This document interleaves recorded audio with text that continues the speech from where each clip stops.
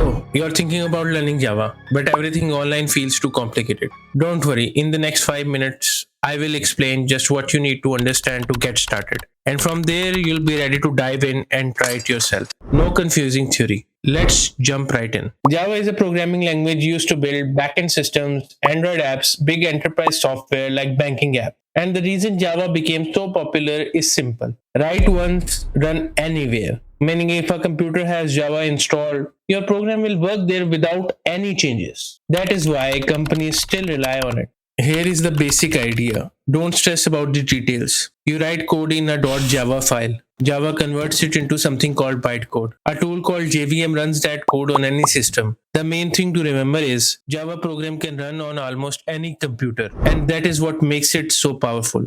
You have probably seen this before. Looks scary, right? Don't worry. Quick explanation. Every Java program starts inside a class. Main function is where the program begins. Print line just prints the text on the screen, and that's it. You just wrote your first Java program. When starting Java, you honestly only need to understand three basics. Number one, variables. Variables just store data. As you can see on your screen, we have two variables, age and name. Age has the type integer and its value is 25. Name has the type string and its value is John. Think of them like boxes holding information. Number two, conditions. Conditions help the program make decisions. As you can see on your screen, we have a simple if condition. Basically, if age is more than 18, then this will print adult on your screen. Easy, right? Number three, loops. Loops let the program repeat action multiple times. For example, here we have a for loop. This prints the number from 0 to 4. With variable conditions and loops, you can already build real programs. Remember this, Java is built around something called object-oriented programming, or OOP. Don't let the name scare you. It simply means Java helps you write code in a structured and organized way. You control the visibility using access specifiers